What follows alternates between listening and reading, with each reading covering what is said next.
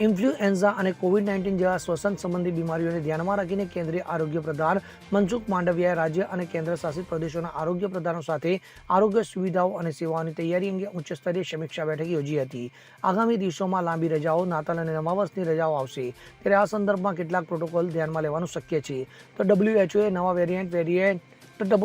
નવા વેરિયન્ટને variant of interest ગણાવે છે, જેનો અર્થ એ છે કે તે ગંભીર થવાની સંભાવના ઓછી છે પરંતુ ફેલાઈ શકે છે, તેથી વ્યક્તિએ સાવચેત રહેવું જોઈએ. ત્યારે કોવિડ-19 અંગેની સમીક્ષા બેઠકમાં કેન્દ્રીય આરોગ્ય મંત્રી ડોક્ટર મનસુખ માંડવિયાએ જણાવ્યું હતું કે આ સમય એકબીજા સાથે મળીને કામ કરવાનો છે. સમગ્ર સરકારી અભિગમ સાથે મળીને કામ કરવાનો પણ આ સમય છે, ત્યારે આપણે સતર્ક રહેવાની જરૂર છે પરંતુ ગભરાવાની જરૂર ન હોવાનું તેમણે જણાવ્યું હતું.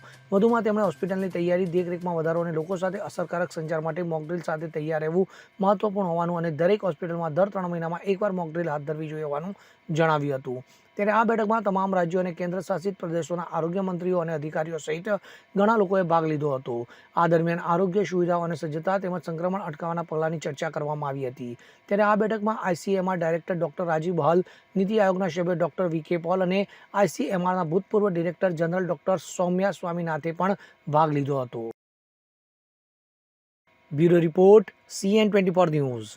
હવે જુઓ દેશ દુનિયાની તમામ ખબરો તમારી આંગળીના ટેરવે. ઉઠાવો મોબાઈલ અને Google Play Store પરથી ડાઉનલોડ કરો અમારી CN24 ન્યૂઝ મોબાઈલ એપ.